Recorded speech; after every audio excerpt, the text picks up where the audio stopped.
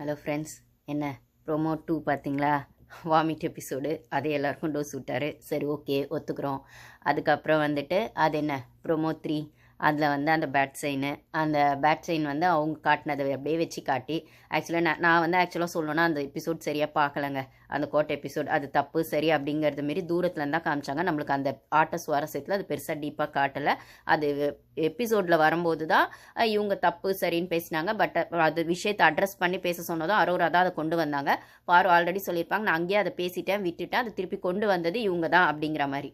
அப்போ வந்துட்டு அதில் அவங்க என்னவா வேணால் சொல்லியிருக்கலாம், இல்லை இவங்க அதுக்கு இல்லைன்னு சொல்லியிருக்கலாம். அதுக்குள்ளே நான் வரல. 2 பேர் பாரு மேலேயும் தப்பு இருந்திருக்கலாம், இல்லை அந்த பொண்ணு வந்து அவளுக்கான ஜஸ்டிஃபிகேஷனை வச்சிருக்கலாம். ஆனால் அவ்வளோ ஜஸ்டிஃபிகேஷன் வைக்கிற அளவுக்கு அந்த பொண்ணு நல்ல பொண்ணா? அப்போ துஷார் விஷயங்கள்லாம் நீங்கள் இவ்வளோ கரெக்டாக தான் கேட்டிங்களா ஃபர்ஸ்ட் வாரத்துலலாம்? ஏன் இப்போ கமருதீன் இப்போ ஃப்ரைடே எபிசோட் லைவ்லையுமே துஷார் அவன் விக்ரம் தான் போய் அரோரா உசு பேத்துறான். அரோரா விக்ரம் கிட்ட பாரு உசு பேத்துறா. ஸோ இந்த கூட்டு கலவாணிங்களுக்குள்ள நடுவில் திருப்பி வந்து கேம் ஆடுறது விக்ரம் தான். விக்ரம் வந்து வக்ரம் இல்லை, அவன் வந்து வக்ர விக்ரம்னு சொல்றது தப்புன்னு வான் பண்ணுறதுக்காக நீங்கள் இந்த டாபிக் எடுத்து பேசின மாதிரி தான் எனக்கு இருக்குது.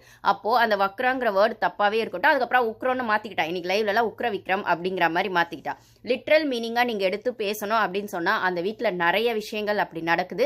ஸோ லிட்ரல் மீனிங்காக எடுக்கணும்னா எல்லா வார்த்தையுமே தப்பு தான். அப்போ வந்து அதை வந்து அந்த சூழ்நிலைக்கு நீங்க வந்து உங்களுக்கு என்ன டிஆர்பி வருமோ அதை தான் எடுத்து பேசுறீங்க. அகைன் நான் பாரு பண்ணது சரின்னு சொல்ல வரல. அவங்க அந்த விஷயத்தை எடுத்து பேசினது அரோரா தான், பேச சொன்னது அரோரா தான். அந்த அரோரா ஒழுங்கான்னு கேட்டா நீங்க அரோராக்கு ஒரு வார்னிங் கொடுத்துருக்கணும். துஷார் அரோரான்னு வரும்போதே நீங்க ஒரு வாட்டியாச்சும் அரோராவை டைரக்டா எழுப்பி நின்று இப்படி பண்ணீங்களா அரோரா சரின்னு கேட்டிங்களா?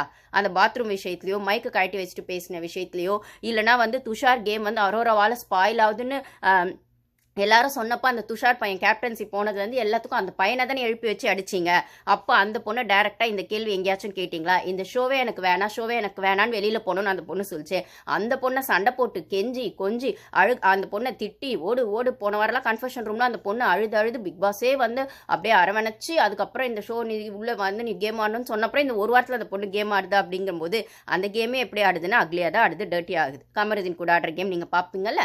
ஸோ லைவ்ல இன்னைக்குமே அவன் விக்ரம் கமருதீன் அரோரா சொல்லும்போது கமருதீன் பாரு கூட சேராதன்னு சொல்ற அதே விக்ரம், கமருதீனுக்கு நல்ல ஃப்ரெண்டா விக்ரம் இருந்தா நீ இந்த லவ் கண்டென்ட் அதெல்லாம் விட்டுட்டு ஒழுங்கா உன் கேம் ஆடுறான்னு சொல்லணும்.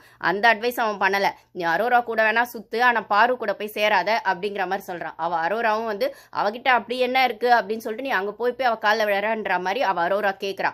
இதை வந்து நம்ம கமெண்ட்ஸ்ல கூட ஒரு சிஸ்டர் போட்டுருக்காங்க. ஸோ இதை நானும் லைவ்ல பார்த்தேன். இதெல்லாம் விஜய் எடுத்து பேச மாட்டாரு. அப்போ அந்த இடத்துல ஸ்லிப்பரை தூக்கி அரோராவையே வந்து கமருதீன் காட்டுறான். என்ன